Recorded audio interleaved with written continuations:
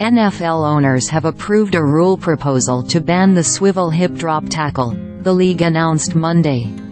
The violation will result in a 15-yard penalty if flagged in games, but Troy Vincent, the NFL's executive vice president of football operations, strongly implied last week that it is likely to be enforced similarly to the use of helmet rule, which typically leads to warning letters and fines in the week after a game rather than flags during play.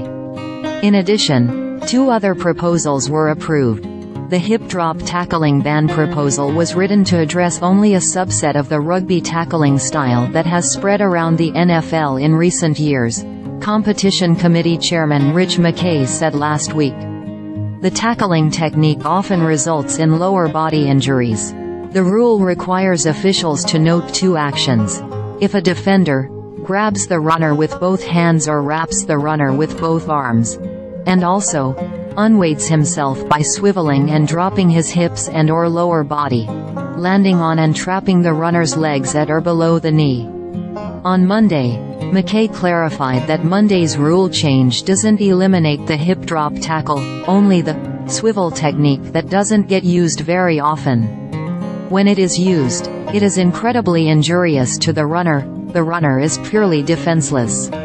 I've heard defenders say before and I hear them, "Hey, you're putting me in a really tough spot. You're saying I can't hit here and what do I do?"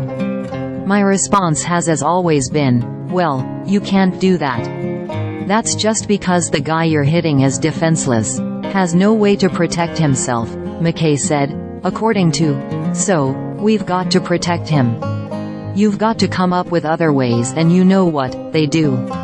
Yes, we outlawed the hip drop, but what you may think are the drag from behind where he falls on that's still a tackle. This is only that tackle where the player is lifting themselves in the air and then falling on the legs."